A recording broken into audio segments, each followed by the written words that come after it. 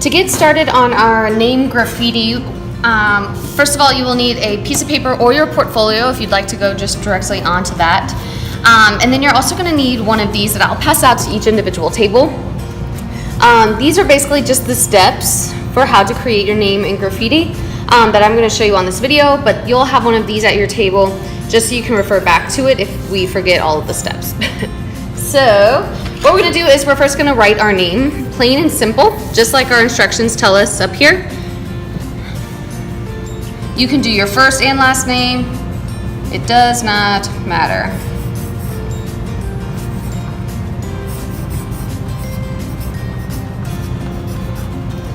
Once I have my name written out, I'm going to go ahead and start circling all of the different parts of my letters with big giant circles. This part can get a little confusing, but I want you to watch as I work through my name. So I'm just going through and circling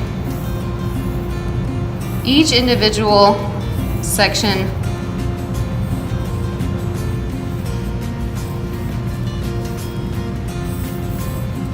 It should look very, very messy at the end of this.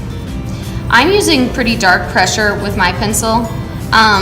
You will, of course, draw lightly until you have something that you want to stick with until the end, just so you can see this on the video.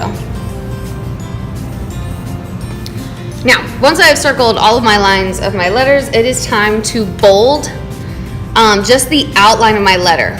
So I'm going to do this step so that I can erase all of the inside and just be left with big, nice bubble letters.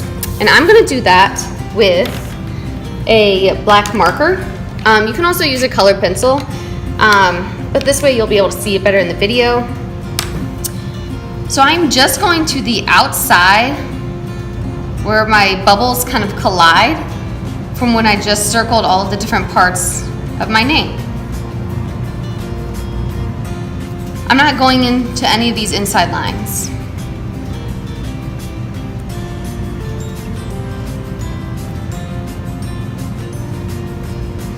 So you can see, if I had to erase all of these inside lines, you would still kind of see that big bubble letter M and the S. I'm going to keep going for the rest of my name.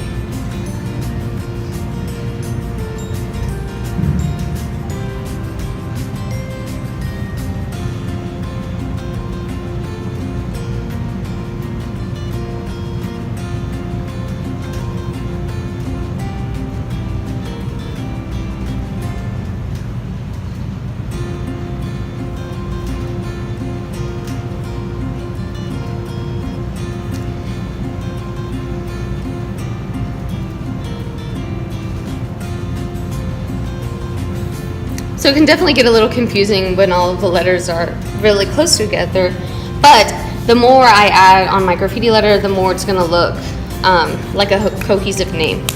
So my third step, something that they don't show you in your paper, is just to erase all of these lines that you have in the middle of your name.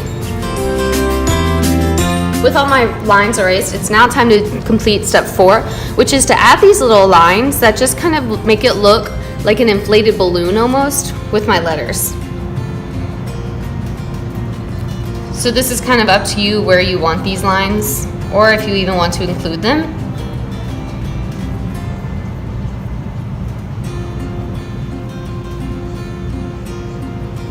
All right, now on to step 5. Step 5, it really just smushes your letters together. So you're supposed to be taking your separated letters and combining them to make a word that kind of overlaps.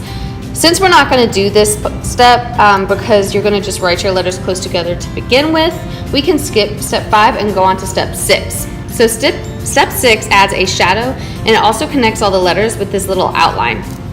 I'm going to show you how to do that now. I'll start with the shadow. So I'm going to take my marker. You can use whatever color you really want, but you're just going to shade the left and the bottom side of each of your letter. So for my M, I'm just going to go back with the thick side of my marker and make the left side and the under part of my letter nice and thick. So since my S is connected to my M, I won't really see that much. Actually, I don't really shade anything at all. And then I'm gonna do the same thing down here. So I shade my bottom, or my left side, and then I work to shade in the bottom of my letters. So it gives it a little bit of a 3D effect.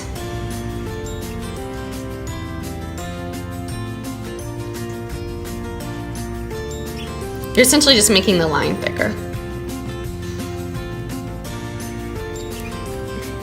Now, once you have something like this, your last and final step is to just outline your letters so that they are combined all together. And I'm gonna do this with my marker again. If you feel like you would be more comfortable with a pencil, please use a pencil.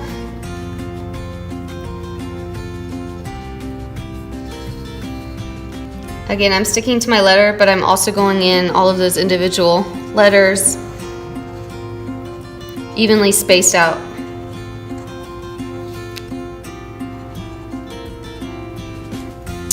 And ta-da! So now all I have left to do is color my name, and I can add a really cool background. I think I might do like some kind of a brick background so that it looks like graffiti on a building.